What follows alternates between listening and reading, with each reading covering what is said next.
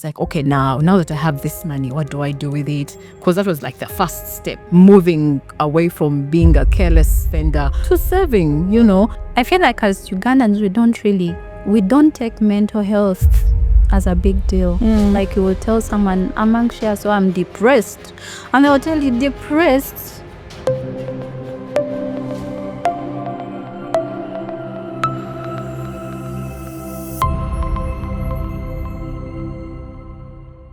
Hi everyone, welcome back to my YouTube channel, The Journey Table with Esther. If you haven't subscribed and you're watching this, kindly subscribe and hit the notification button so that you don't miss on the next episodes. And if you subscribed, thank you for being here. So with me here, I have a special guest, and I'll let her introduce herself. Thank you, Esther. My name is Priscilla Butera.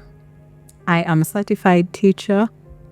I have a very strong passion for marketing and catering. I am a mother. I am now a book author. I am the writer and editor of Comparent. Yes, and in there I talk about mental wellness, particularly for parents who are dealing with hardships. Okay. But also have to parent in a good way. So I talk about balanced parenting. Yes, and mental wellness in general.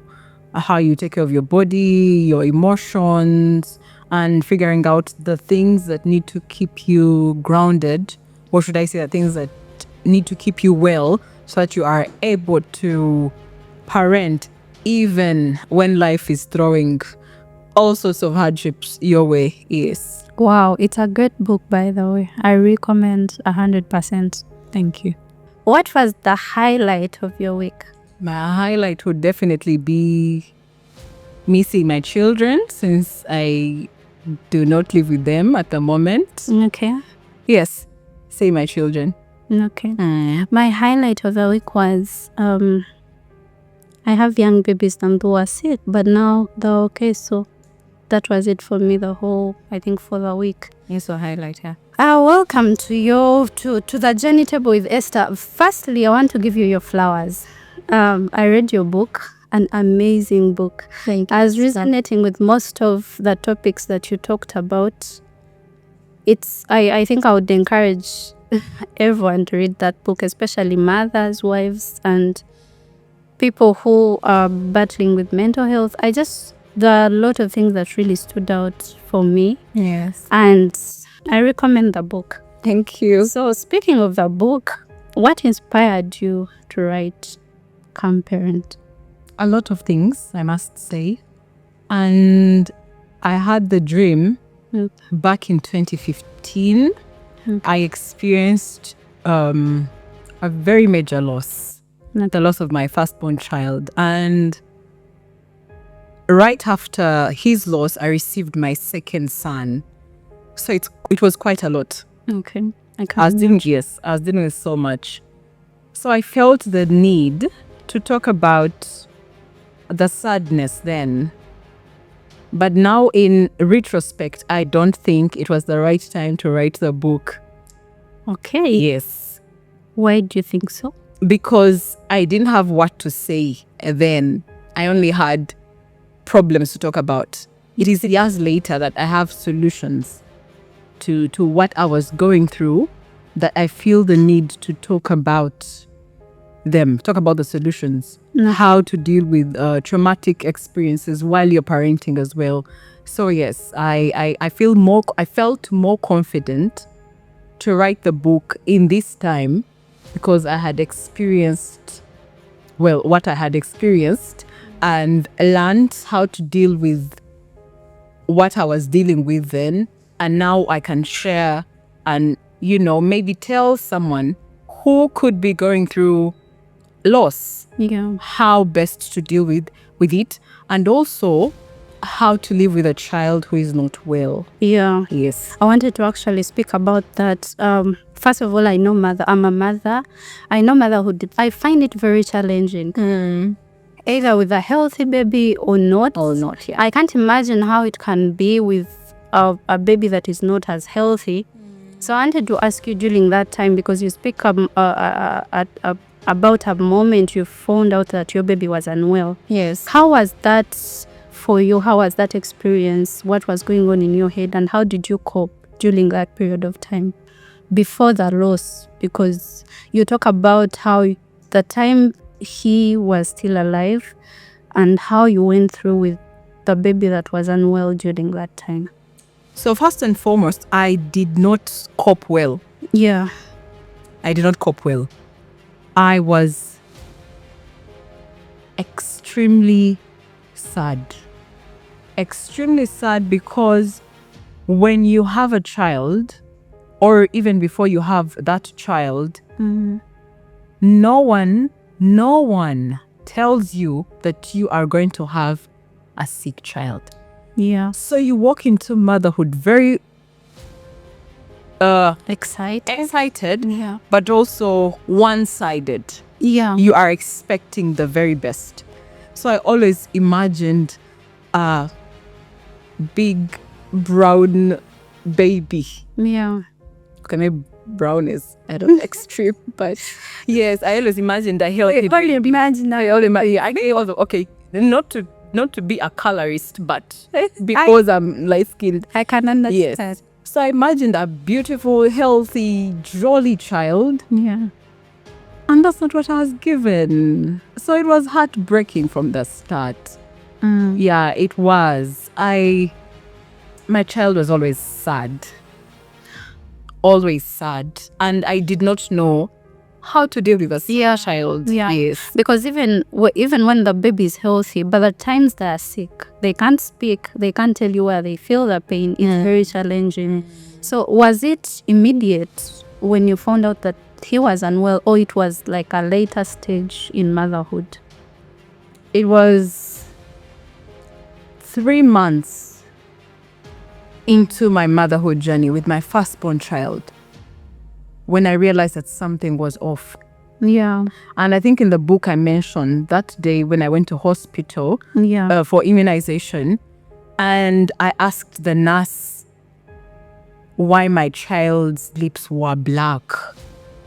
And it's possible that she knew, because of course they're experienced, they've seen all sorts of... Yeah. But she didn't tell me immediately. I think she didn't want to be the one to hand over the news to me. You're right. So she suggested that I speak to a pediatrician. That's what they're called. Yes. So I went to the ped. Anyway, so I went there, and that's when I found out that something was actually off. But even the months before, I could tell that something was. But I didn't want to accept. When you are a mom, it's like you're giving your child a fighting chance. Yeah, like, true. Let me not speak this upon my child. Thank you. Yeah. Just in case it's not actually what is wrong. So when I found out, what was wrong at that point with your child that made you realize that the baby wasn't actually well? When I look back, his breathing, he always looked like he had trouble breathing. Like he was struggling to breathe. Yes. Not through the nose, but like the chest, yes. But even then, I thought, maybe, when you're a first-time mom. Yeah, I understand. Most things don't really matter. Yes, unless like it's something really outrageous and off. But I was like, maybe they're breathing like that because they're too full. You get it. Yeah. Did you have people like in maybe family or friends that at that point looked at your baby and told you, I think your baby's not well, or it was... I have a feeling some people sensed it, but they didn't want to tell me, because who wants to tell a mother that their child is not well? Yeah. Yes. I have a feeling some people sensed it and they did not mention. And I'm glad that, a part of me is glad that they didn't mention, because I would have been kind of biased I wouldn't have liked them. Yeah, I understand. Yeah. Oh, may he so resting. Yes. Thank you. So in your book, you talk about the constant fear and anxiety that you always had. And I would like you to share with us where it originated from and how did you go through that time and what are the things that made you realize that it's not good for you and you need to, do something about it. You mentioned about like you were always in worry and always, I don't know about what and where it was stemming from. That was for a particular season of my life. Yeah. And I would say all my life, I was always a little bit anxious. Yeah. But this particular season, I got so anxious to the point that it was affecting my body, like my physicals. And that was the time when I resigned from my job. And to be clear, I resigned from my job with a plan. Actually, to be exact, I resigned with 3 plans. Okay. And that was after the loss of my partner. Oh. Yeah. Okay. Yeah. So it was a huge decision, but one that I needed to make. Yeah. Maybe I can talk about that later. Yeah. But we are focusing on that particular time when I was really, really anxious. So I resigned, and that's a decision I made after 6 months. So I didn't just wake up one day and resign. No. Yeah. Yes, it was a very conscious decision. So I didn't even regret, even when I was going through whatever I was going through. So I became so anxious because the 3 plans I had set out were not working. So I was like, now I have let go of this job, and I must emphasize I wasn't looking back to be employed in that place. No. My concern was these 3 plans are not working. So what am I going to do for my children? So this is where the anxiety was coming when from. It really got bad. I would wake up shaking. People who have had panic attacks would relate. I'd wake up shaking. I would have palpitations, like my heartbeats or heart race. Like it was way out of normal, like my usual self. During that time, did you try to talk to like maybe a friend about what was going on in your head, or you were that person who always wants to stomach everything and swallow whatever they are going through? Did you try to open up? Because personally, when I'm going through anxiety, I think the only thing that helps me is when I open up and talk to someone. I am not the person that keeps everything to myself. If I'm overwhelmed, I talk. I find someone I really trust and open up about, whatever I'm going through. And I'm wondering, when you were going through that time, did you open up to someone? Did you talk? Did you seek support during that time? No, I did not. You just like shut down and you were dealing with whatever. I didn't. The very first time I tried to open up to someone, and I actually told them I was having panic attacks. They're like, oh, please, those are white people problems. Yeah. Yes, so I felt shut down and I didn't speak to anyone else after that. I feel like as Ugandans, we don't take mental health as a big deal. Like you will tell someone, I'm anxious or I'm depressed. And they will tell you, depressed? Like how? What is, it's like we don't really understand mental health that much. But I think we need to open up and learn about. Someone could be suffering just right before you, but when they try to tell you the things that really stress them, you just don't listen or try to help. And I must say, there's some people who genuinely do not know. Yes. Because I meant to say, years before I became a mother, I didn't know about depression. Not that I had never experienced bad things, but not to the point of depression, no. It is after I became a mom that I started to experience all those different bouts of depression. Yeah. So I was still talking about the things that happened to me when I was extremely anxious. The heartbeats. Then I would have sharp pains in my chest. Then I got to a point where I was having burning sensations on my skin. Definitely my sleeping patterns were very, very, very bad. I was working, but I would stay awake until like 5 a.m. And that would be like an hour, Wow. before I had to get ready for work. So my sleep was bad, constant headaches, the burning sensation that I mentioned, my heartbeat, the palpitations were so bad. I'm trying to mention everything that I experienced. Yeah. Yeah, the panic attacks, I would wake up shaking every morning. Wow. But there's this one time, something happened and I cried myself to sleep. Then the following morning, I woke up with a sharp pain at the back of my head. So I knew what was causing all these things, because I am generally a healthy person. Are you naturally like a crying baby, or that time it was just too much for you and you just cried? Because there are people like us who cry over it's like anything. inconvenience. No, this was extreme. Yeah. Yeah, it was extreme. So I cried myself to sleep and woke up with that sharp pain. And then I thought to myself, if I do not pick myself up, even the children I claim to love so much and want to be alive for will not experience me.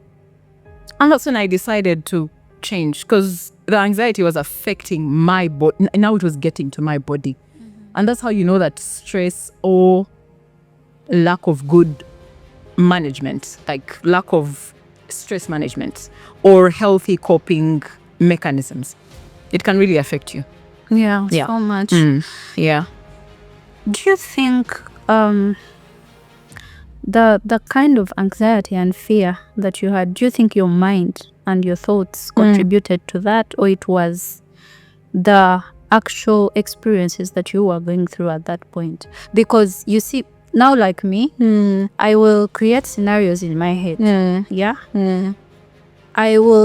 I'm an overthinker. I struggle with overthinking. I can overthink. And in the process of overthinking, I will create scenarios in my head and I will end up stressed. Stressed where I can't eat, I can't drink, I can't, because I'm trying to end up something and it's not making sense. And I be in my head a lot. So do you think your thoughts at that point really contributed to the anxiety and fear, or it was the actual experiences that were happening at that? It was my thoughts.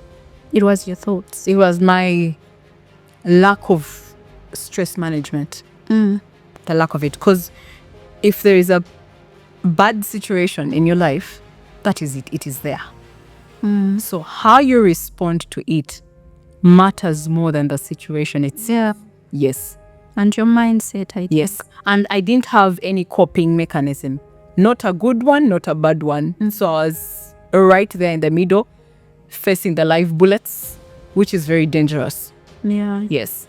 What are the measures you put that time, like your turning point? What are the things you started doing different that helped you break that cycle of fear and anxiety? First, I know there are people that are out there struggling with the same thing, and maybe you don't know how to get out of it or how to break it. So what are the things you did different that helped you get out of that fear, of that corner, that space? The beauty about life is that you don't have to start from the top to make a change. Yes. I started with the simplest things. Like, because during that time when I experienced that very bad episode, I was not with my children. So it was just me in the house. So I started with things as simple as getting out of bed early, laying in my bed, taking a shower, and fixing myself a meal. Something as simple as that. People who have been through depression know that sometimes you actually feel physically unable to stand up. Just do anything. To stand up even. So I started with simple things. I would say, today, I don't care how I feel, I'm actually going to fix myself a meal and have it. So you Yes. started with your mindset, actually. Yes. Yeah. I started with that. And as much as it sounds very, should I say minimal? Because someone would think, oh, please, what do you mean fixing yourself a meal? That's not a big deal.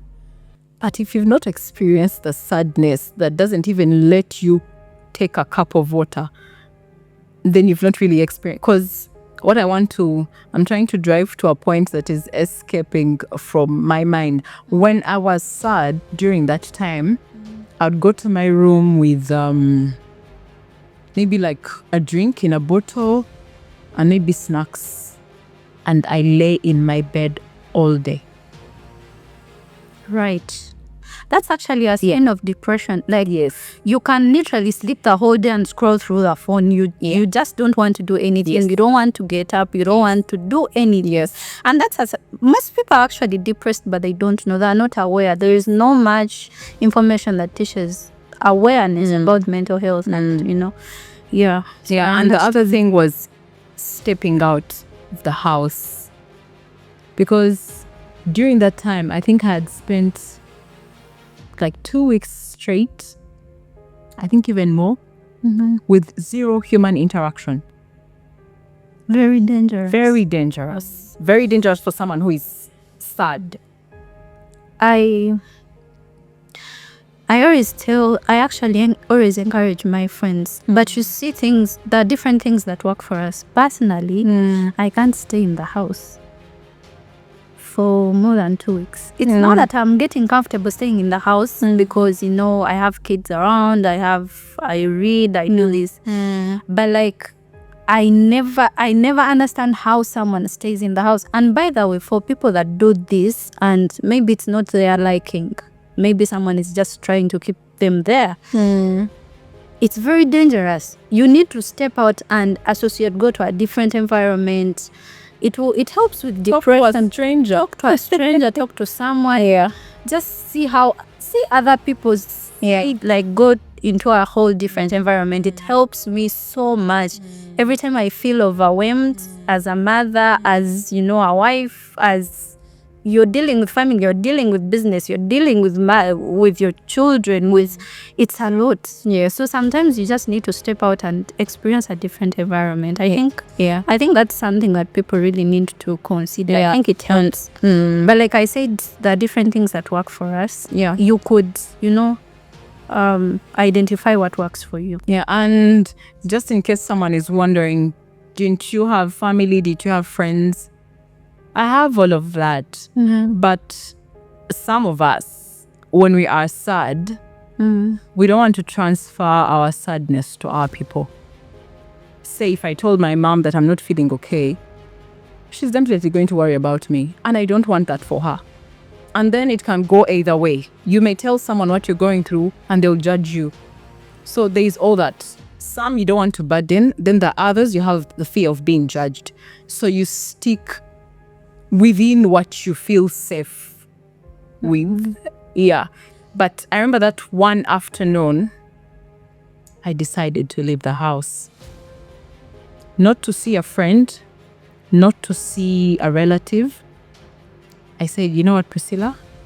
Go out into the world. It doesn't matter if you're going to a local restaurant. Just go somewhere where you're going to meet people and force yourself to interact with human beings. And that's when I started getting out of that very bad phase. It was actually a very bad episode of depression, but I got out of it. I met new people that day. I was like, oh, okay. Because when you're sad and depressed, it's like you're living under a rock, So when you come out, like, oh, so there are people here, so I can talk, so that people willing to listen to me. So the people who are willing to, the people who want to know, like it's. And then also about what you talked about, that you don't want to draw your sadness to other people. I sometimes think that it's all in your head.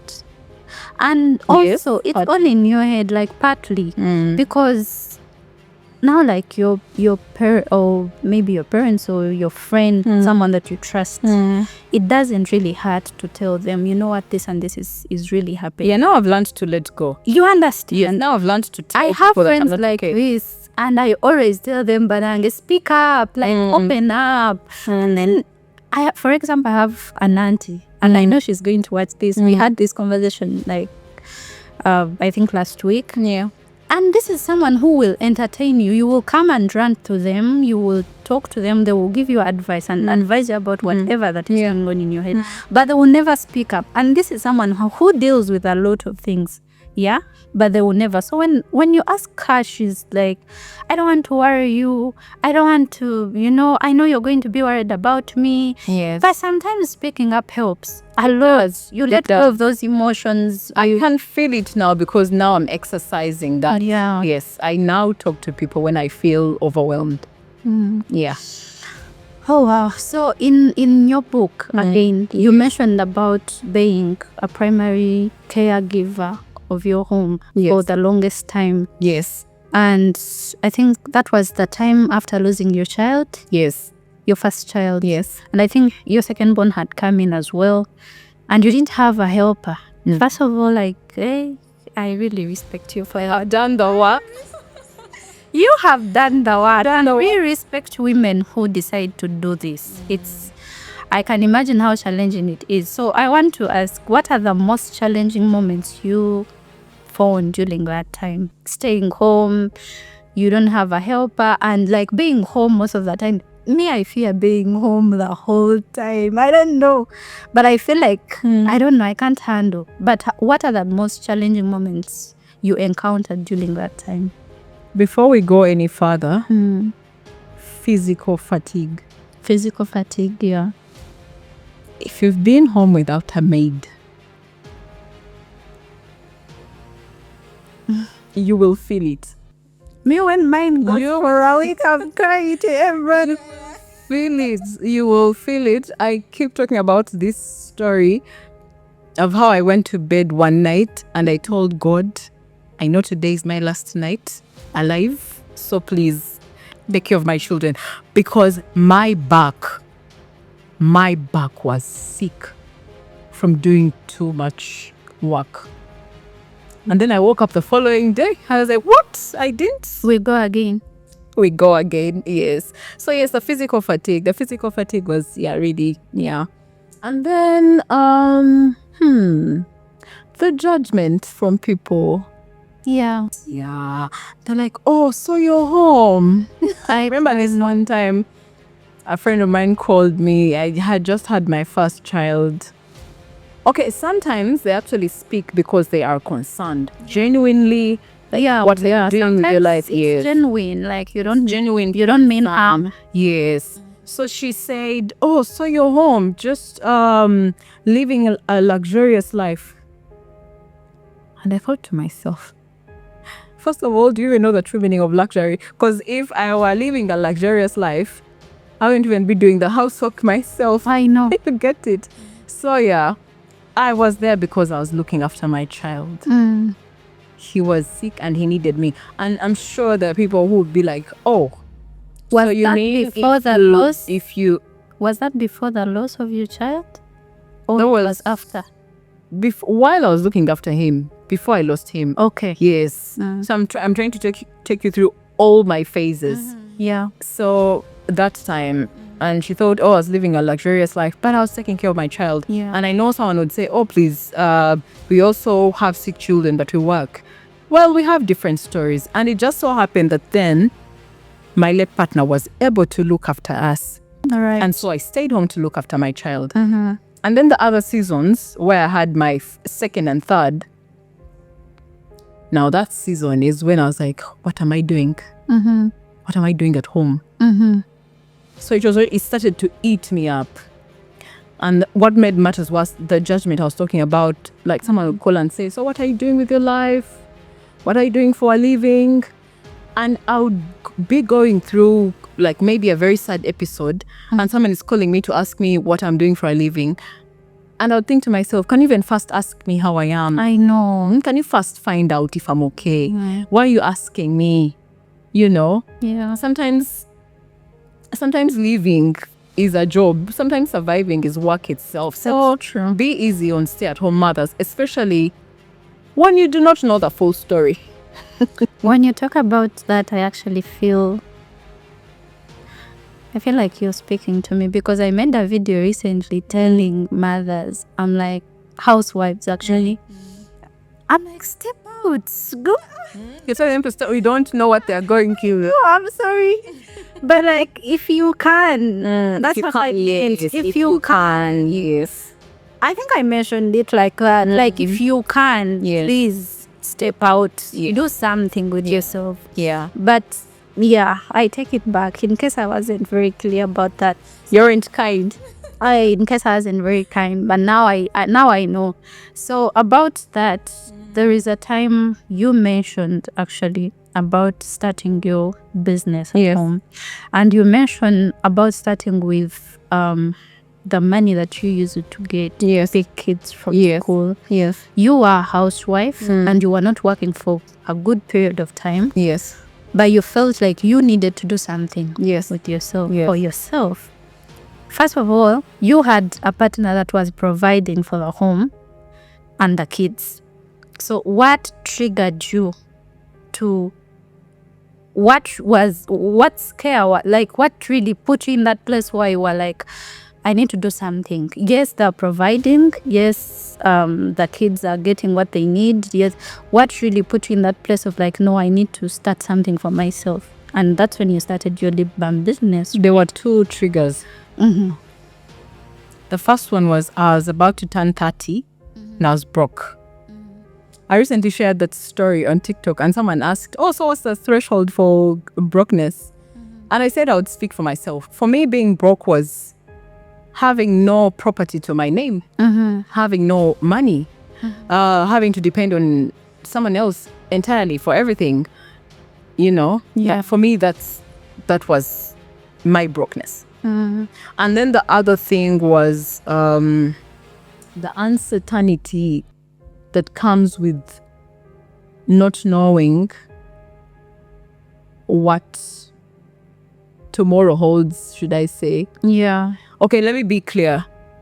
My late partner was a provider, yes.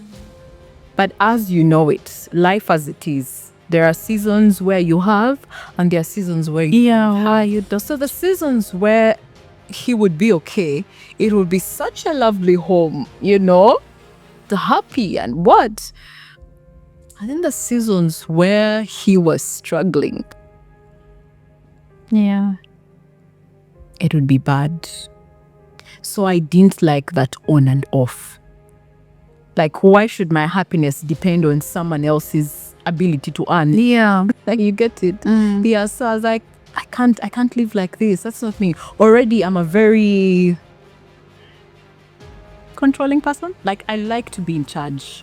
I want to know, do we have a meal today or not? Yeah. Yeah, don't put me in panic mode. Yeah. So I was like, I need to take charge of my life. Fine, I appreciate that you are working and, you know, making us comfortable. But how about I also know for sure if my children are going to study tomorrow, if they're going to have a meal.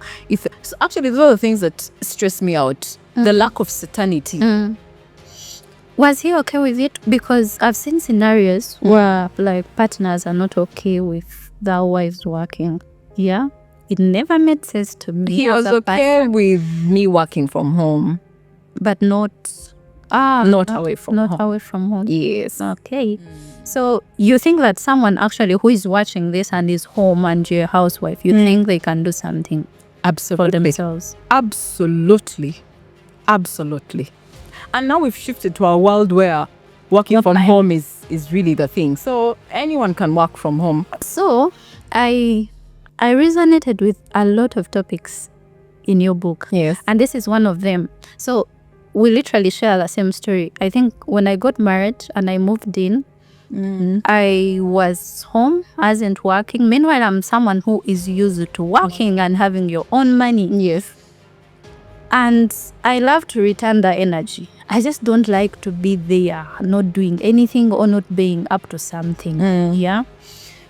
I believe if you're not wealthy, that you don't worry about money. Like your husband, even if they're rich, I strongly believe that as a woman, you need to have something for yourself as well. Of course. So it used to stress me out like a lot. I need to do something for myself. And during that time where I think I've spent like 2 years, but then I was always in his ear, I need to do something. And it wasn't okay with me being employed. Okay. So I told him, you need to start me a business. I can't live like this. And that time I hadn't even given birth. And you see, it was putting me in a place where like I don't like that place where you're home. First of all, the kids hadn't come in. Even if they are there, but you have help. You're idle most of the times. You're not up to something. You're stressed about most of the things. Okay, me not working really puts me in a bad space. And then another thing is you have family, you have friends, you're not going to keep asking all these things. Yeah. You want to go to church. Can you please help me with fuel? You want to go see a friend. Can you please help me with transport? You want to go to a friend's wedding meeting. Can you please, what are we contributing? Chairman's bag. Can you please? You understand, like it exhausts me to ask for all these kind of things. So yeah, I eventually also started working, and this was even a job or a business that I didn't have to go there all the time, because I think he was also comfortable with me being home. You know, you go and balance. It wasn't enough for me. Yes. That's how I started my perfume business as well, online, at home. Nice. And like I'm going to start, like I needed to do something for myself. At least you're busy, you know, advertising this, talking to clients, like all that. And it really helped me. So I was resonating with your story as well. But most times as women, like when you're home and you don't work, most of the times we don't see our way.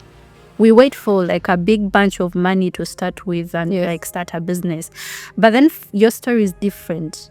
Can you please enlighten us on how that money that you started your lip balm business with, like how you saved that money?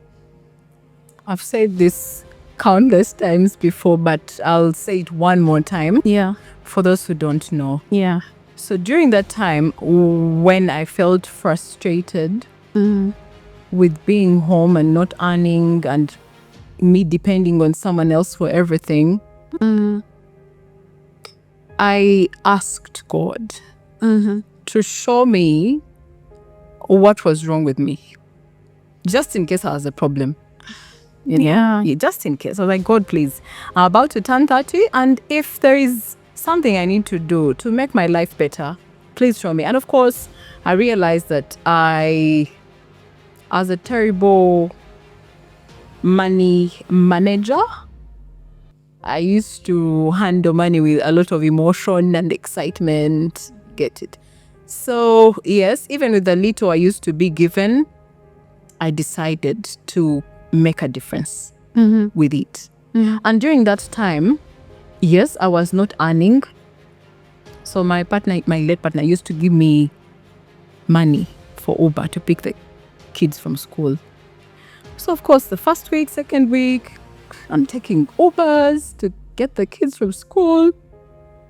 And then I remembered the prayer I made to God. I was like, but recently I asked God to correct me. I was like, this money that I'm using for Uber, how about I save it?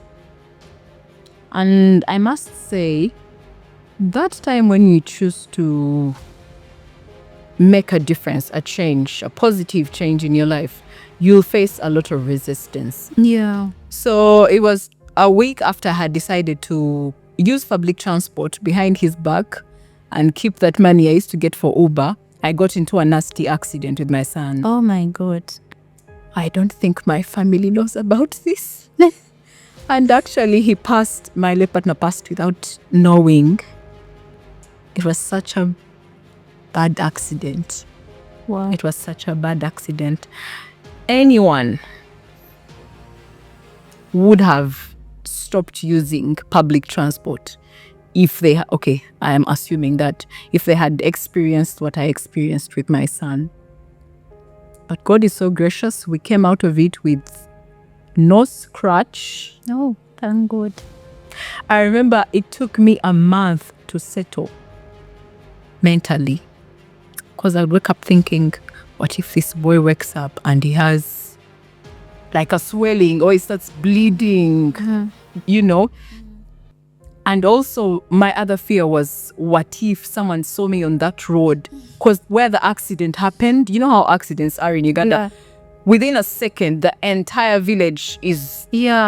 that's around. I was like, if someone passes by and they see me with my son on this floor, rather on the road, they're going to capture a video and send it to the dad, and the aunt will be done. Well, me. Yeah. So I survived that. Trust the fighter in me. The following day, I still used public transport. You were very determined. Yes. I was like, come, what's it called? What and I was here.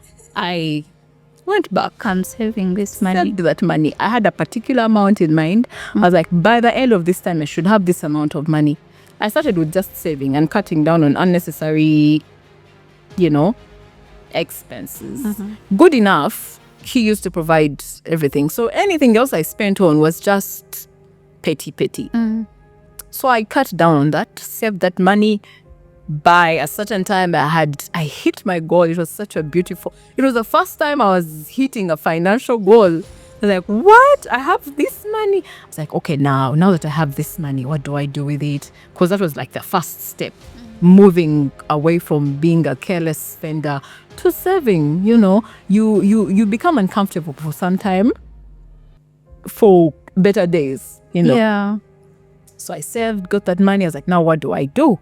Business. What kind of business? What am I passionate about? I'm passionate about very many things, but I had to choose something that wouldn't consume my entire time, because still I didn't have a mate. I had to do the housework as well. So I thought through, I went through my list of passions. It's like, okay, for now, I think I can do something to do with clean beauty, because then I'll just make my lip balms, maybe a first batch for the next 3 months, and I then stick to just selling. So I did a lot of research. I read about safe products, how to make them, because my lip balm then, even if I carried on now, it would still be a safe one. I only used beeswax and coconut oil. I wanted it safe. It was so safe that I could use it on my entire family and entire body. So I was like, this is safe. And I believe in safety above everything else when you're doing business. Of course, there are people who do stuff that doesn't require safety, but to each their own. But I wanted to do something that I was comfortable with. Yes. So I did that, and yes, I started making lip balm, and it was actually nice for some time until I stopped for years. For some reasons. Wow. One thing I've learned about saving, terrible about money. The moment I get money like this, you're excited until it's done. Actually, my partner always tells me, katoinamu emitwale 5 togenda kusettlinga mpaka nga ziweddewo. But not anymore. It's a real thing. But now I have learned to save. And one thing that really made me realize that you can save and change your spending habits is when you don't have money, you manage. You go through life. Like all these expenses, you don't have them. But then when money comes, that's when you're spending on each and everything. Yeah. So now I'm also on my journey of, financial discipline. That I'm very bad at, but I'm getting there. And it starts with you. The moment you decide to do something. Yes. When we tell people this, we sound like motivational speakers, but I swear the moment you decide to save or do anything, just about anything, and you put your mind to it, like how you were determined, you can do it. You can. Yeah, you can do it. So you've experienced grief. I know this is a very sensitive topic. Loss of your child, and then at a later stage you lost your husband, and then you were in a household whereby your partner was providing and taking care of the kids and everything, and then it hit you that now you had to take over being the one to take care of the children and the household and everything. Yes. First of all, how did you deal with grief? How did you go through it? Because some people, it really throws them off. And the second question in this is, how did you manage to adapt into the single household, thing? How did you manage to do that? And how are you doing that actually? Oh, how many questions are those? I think about 2 or 3. Grief. You live with grief. Yeah. Yeah. You live with grief. And there's something about loss. It's like you carry it in your chest everywhere you go. Yeah. But I would like to say I have a great support system. Mm-hmm. I have some family members who are really, really, really helpful. Emotionally, financially, spiritually. I mean, family and friends. Mm. Then the family of my father's children, Mm-hmm. particularly his siblings, Yeah. very present emotionally, financially, spiritually. A lot of help is what I would say has kept me going. Yes. Help. Yeah. Help. Because I've not been to any therapist. Mm-hmm. Actually, what I used to do a lot of trauma dumping. Like I would meet a stranger and I would talk about my life. You've done that. So many times. Wow. Yeah, I'd like to apologize. Unfortunately, it's too late to pay for their services, for listening to me. Yeah, but I used to trauma dump a lot. If you cared to listen, I would talk. I would talk. And the more I would talk, I would feel lighter. Yeah, so I talk a lot whenever I can.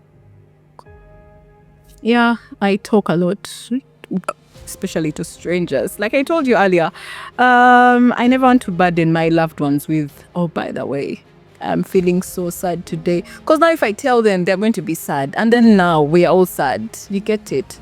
So I tell them, no, I'm fine. I'm okay. Just no, I'm fine.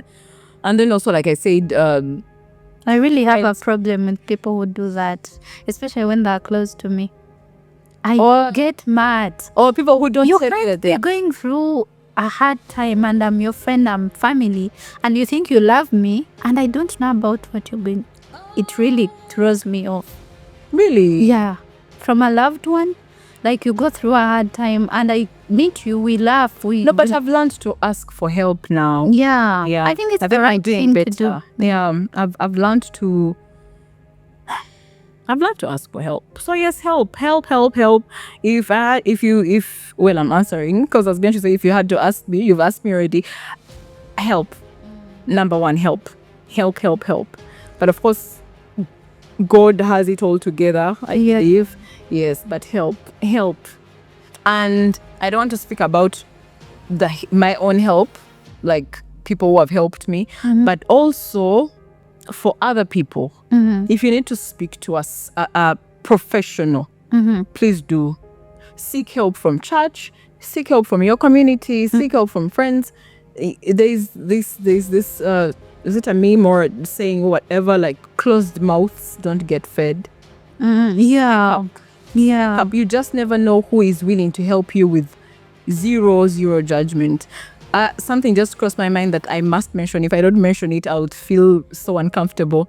I mentioned that my late partner's siblings are of great help. But my parents have held me down. Yes. Because some days are really rough, Esther. But I'm like, well, imagine if my parents were not there to help, And for people who do not know me, I lost my parents like so many years ago. So I'm talking about my foster parents, the people who have raised me. But well, those are my parents, really. Yeah. So yes, they have held my hand. Yes, I must give them the credit, really. Yes. Okay. Yeah. So the ones that have helped, that help has really pushed you through into like transitioning into a single. Yes. Help. Okay. Help from a neighbor who says, oh, by the way, I have this, pick this. Help from a friend who'll be like, oh, by the way, I understand the kids are going back to school. And those people even remember without even you telling them. I'm like, wow. You know the struggles.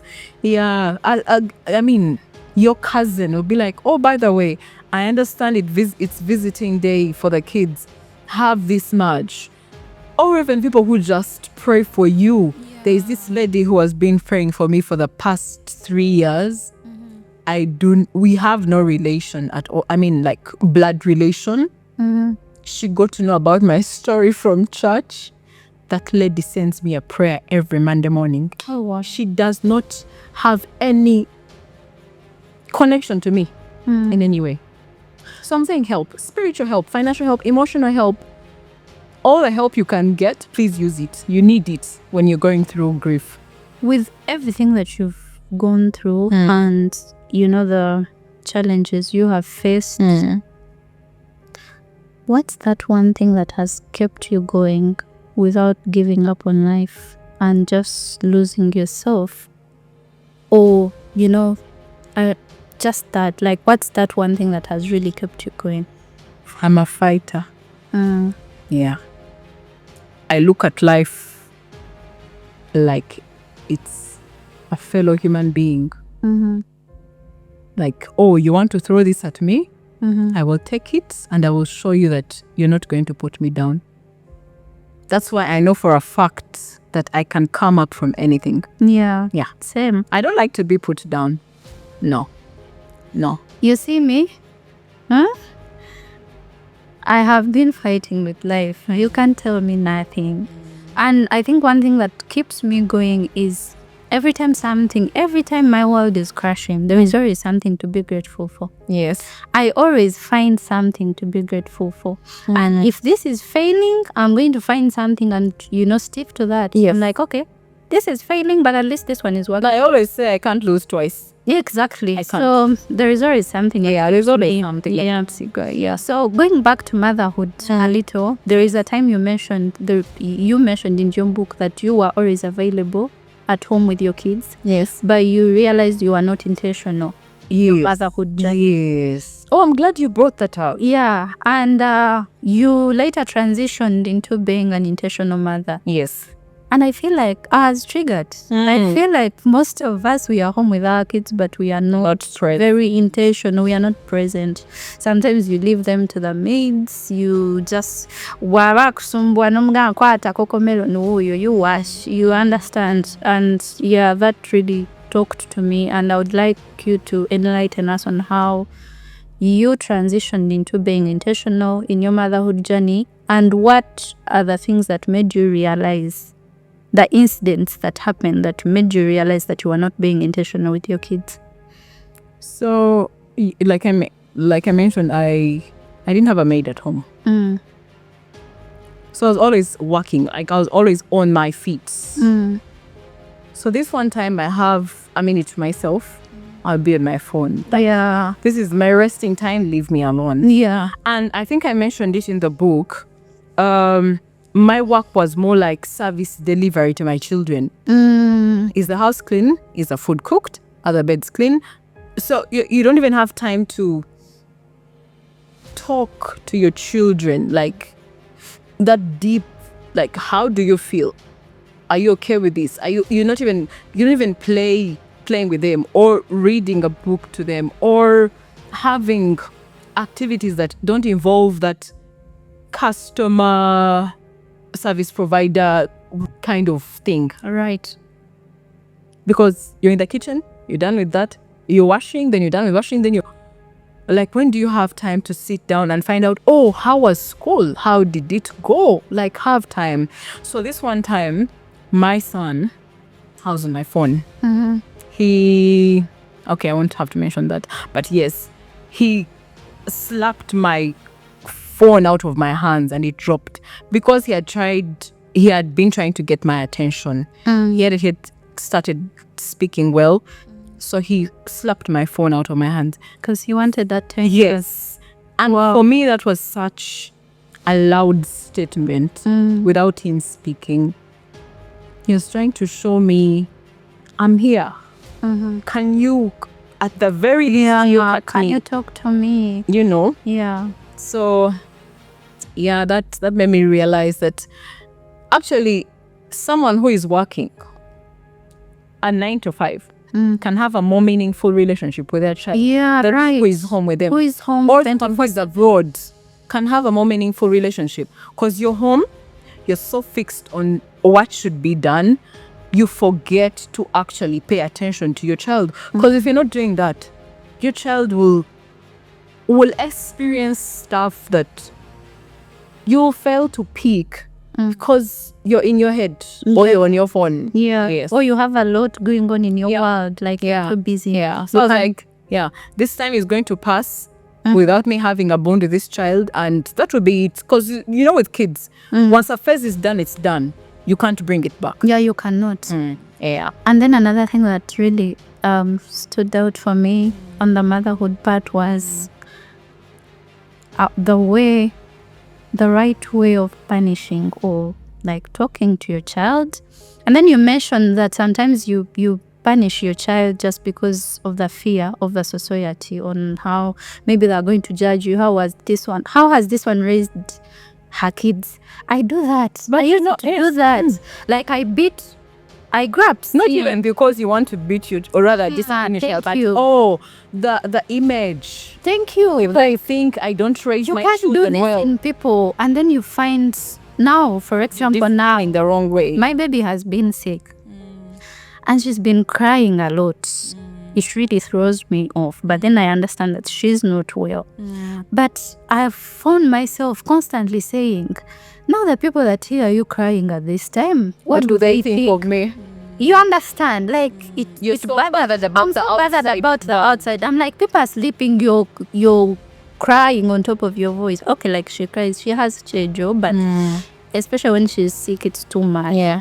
And then every time I get in that space, I remember what you wrote. I'm like, who cares? It is my child. I have child. Yeah. Yes. So that really also stood out for me. Has your perspective on love and maybe life changed since you lost your spouse? Love in general. I can love you. I can love food. Okay, relationships, like romantic relationships and life. Yes, it has changed. In what way? I would like to. It has changed in such a way that I now know what I want. Yeah. Yes.